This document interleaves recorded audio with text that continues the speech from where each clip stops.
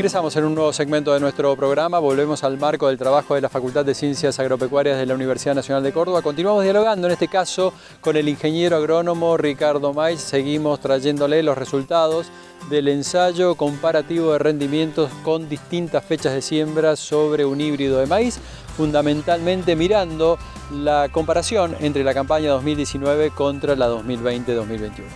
Siguiendo con la comparación entre lo que fue la campaña 2019-2020 y 2020-2021, la información que se pretende brindar en este momento es la cantidad de agua útil que había en los primeros 20 centímetros y hasta el metro 20.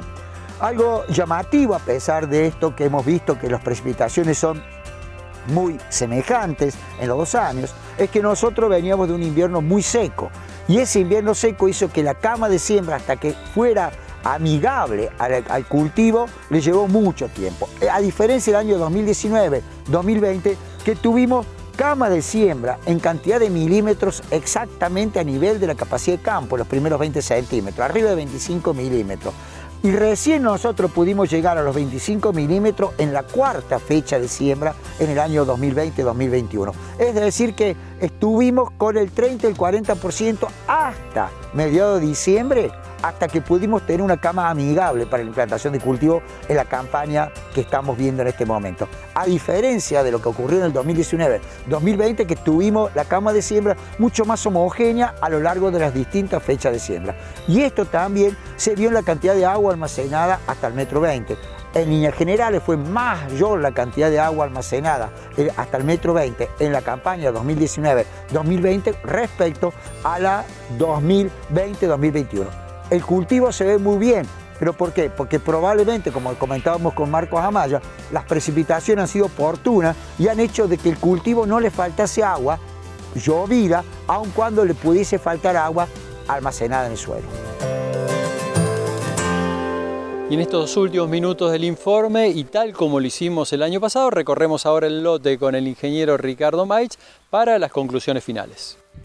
Bien, y para ir cerrando esta presentación, vamos un poco a emular lo que hicimos el año pasado junto a Marcos y a Fernando, recorriendo los lotes y yo estirando mi mano derecha y diciendo cuán alta era la planta, y en función de eso uno extrapolaba lo que podría llegar a ser el rendimiento en grano en función del secuestro de carbono que el cultivo había hecho en esa fecha de siembra. El año pasado nosotros tuvimos un piso de rendimiento que no llegó a los 4.000 kilos, 3.777 en la primera fecha de siembra, y tuvimos 5.139 en la 5ª fecha de siembra. El pico de rendimiento lo tuvimos en 10.598 kilos en la fecha de siembra del 13 de diciembre. Es decir, que el año pasado nosotros teníamos como una fecha óptima para la siembra el 15 de diciembre o a mediados de diciembre.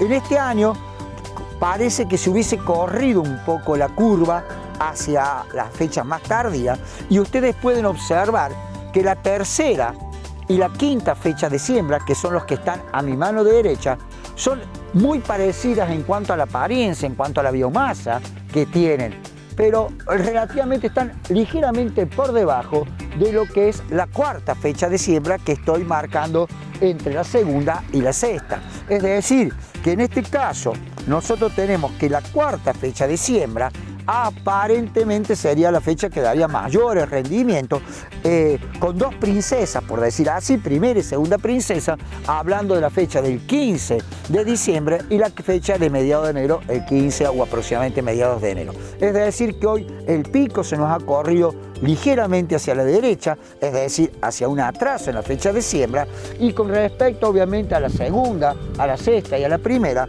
queremos decir que la primera fecha de siembra, que es la que vimos acá, que llegó a los 5.000 kilos, o sea que ya estamos planteando un piso más alto del que tuvimos el año pasado. Recuerden, 3.800 y estamos a los 5.000 kilos, o 4.000, 5.000 kilos. La segunda fecha muy probablemente también esté en lo que nosotros vimos el año pasado, en los 7.000 kilos, 8.000 kilos. Y ya la 4ª fecha posiblemente estemos en los 9.000, para llegar quizás a los 11.000 y volver a bajar a los 9.000 en enero. ¿Qué va a pasar con la 6ª fecha de siembra, que la están detrás mío, que está en B10 aproximadamente. Bueno, como dijimos junto a Marco y Fernando el año pasado, todo va a depender de la temperatura.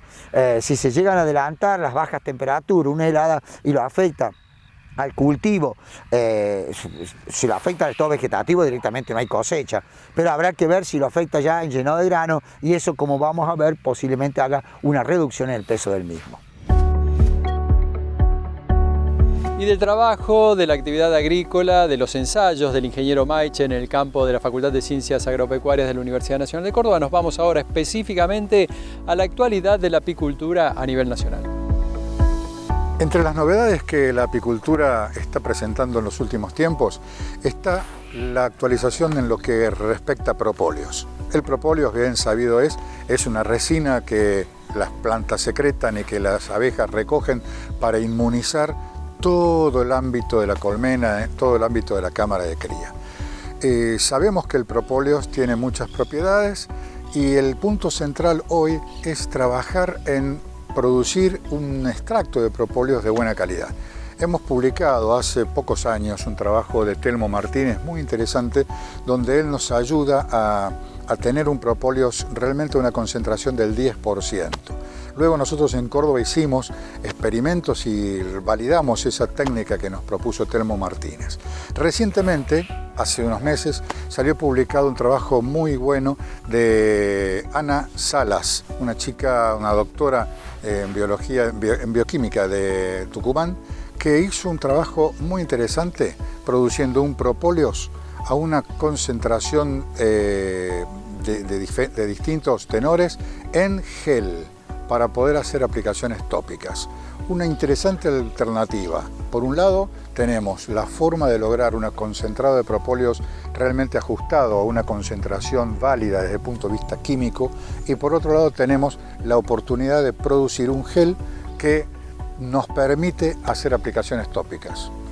Esta es una época de raspado de material, de recuperar material, de hacer un buen extracto de propóleos, y en el invierno por ahí, ¿quién te dice preparar para nuestra familia o para nuestros allegados un buen gel de propóleos?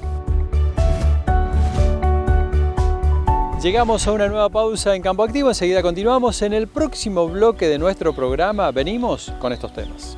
En minutos continuamos con Campo Activo.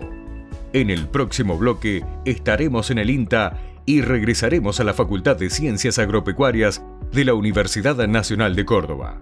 Estaremos recorriendo el campo escuela junto a estudiantes y docentes de esta institución. Ya regresamos.